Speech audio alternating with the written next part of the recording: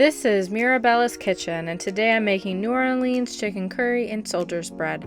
If you'd like to cook with me, please check the description below for a list of the ingredients and a shout out to my Patreons. I adapted these recipes from a Abraham Lincoln era cookbook, and I will link that down below. I start by taking 1 packet of active dry yeast and adding it to a mixing bowl.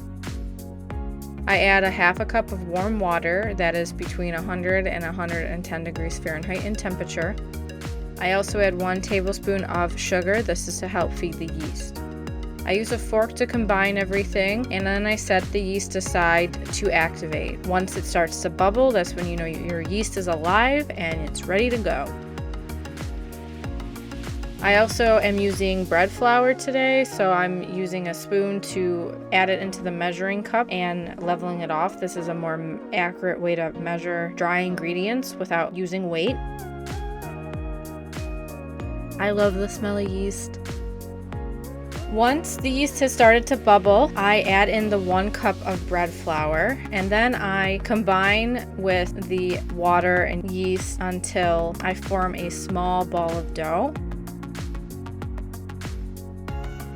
I'm going to knead this until it starts to become smooth and not sticky, and I do this on a lightly floured work surface.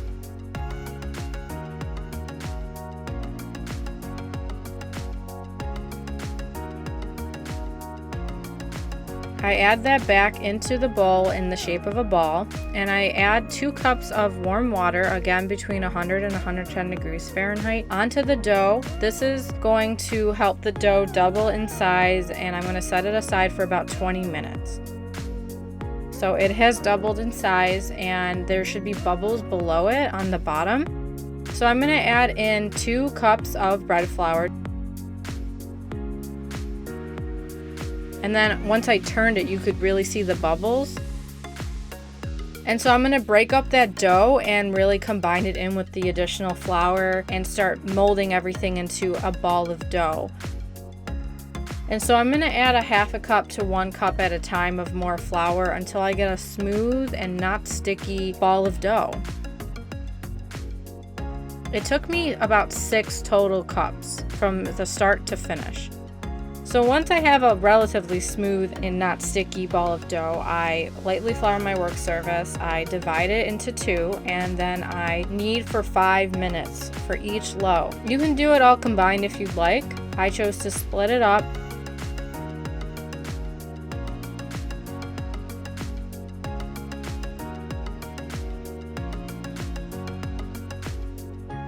I also lightly grease a baking sheet to place the dough onto once they have been kneaded. I form it into a round loaf, place it on the baking sheet, and then I work on the next one. So I'm going to set this aside and let it double in size again, so let the yeast continue to activate. It took about 1 hour. Bake it for 45 minutes in a preheated oven to 350 degrees Fahrenheit. It's done when it sounds hollow.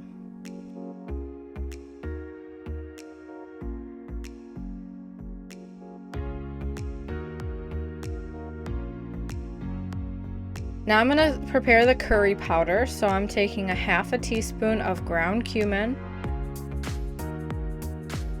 a half a teaspoon of turmeric,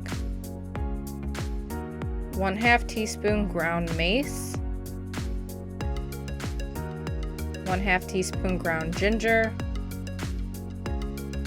a half a teaspoon ground coriander, 1/2 teaspoon cayenne pepper, but you could scale that back, and a half a teaspoon of ground nutmeg. I mix that all together. I then take a jar and add 3 tablespoons of all-purpose flour. You can also use a bowl. And then I add the curry powder on top of the flour, and I add 1 cup of chicken stock while praying that it's not going to overflow. I just made it. And then you can whisk, or if you're using a jar, I cover with a lid and I shake thoroughly to mix and create a slurry. I'm also going to prepare some rice. I'm using long grain white rice. I'm preparing 2.5 cups, and I recommend starting it right around the time you're going to start making the chicken. I mince 4 cloves of garlic.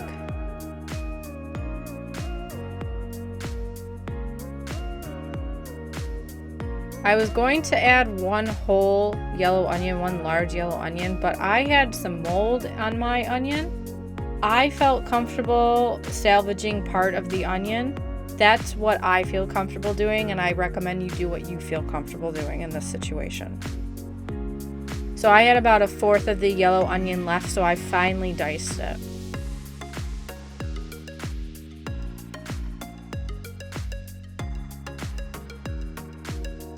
Next, I take 2 boneless, skinless chicken breasts. It came to about 1.5 pounds. I remove any excess fat, and then I cut the pieces into 2-inch pieces.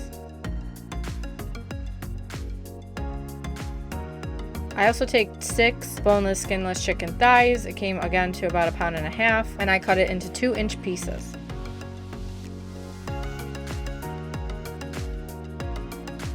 I generously season the chicken in a mixing bowl with some coarse kosher salt and some freshly ground black pepper. And then I mix everything until all the pieces are seasoned with the salt and pepper.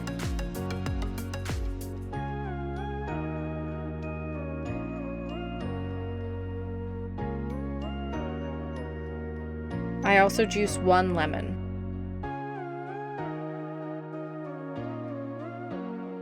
I take a large nonstick skillet, heat it over medium heat, and add 4 tablespoons of salted butter. Once the butter has mostly melted, I add in the chicken and put it in a nice even layer to start to brown the chicken on each side. I flip the chicken every 3 to 5 minutes. Once everything has browned, I add in the onion and the garlic, and I mix everything together.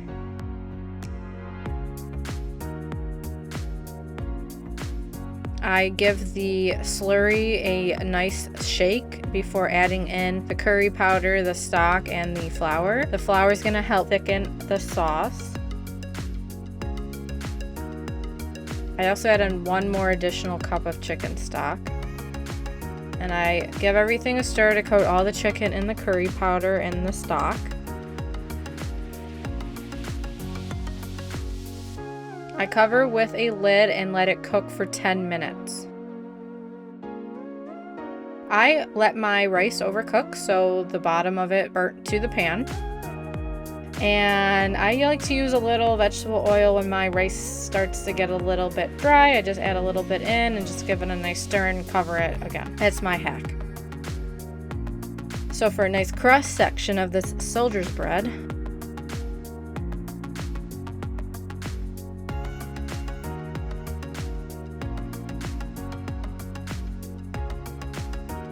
ta-da!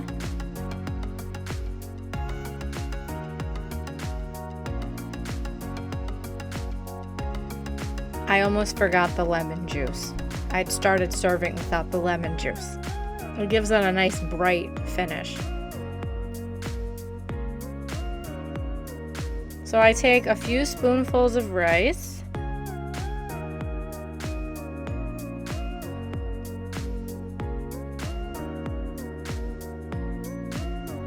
And a few spoonfuls of the chicken, making sure to get some of that yummy sauce.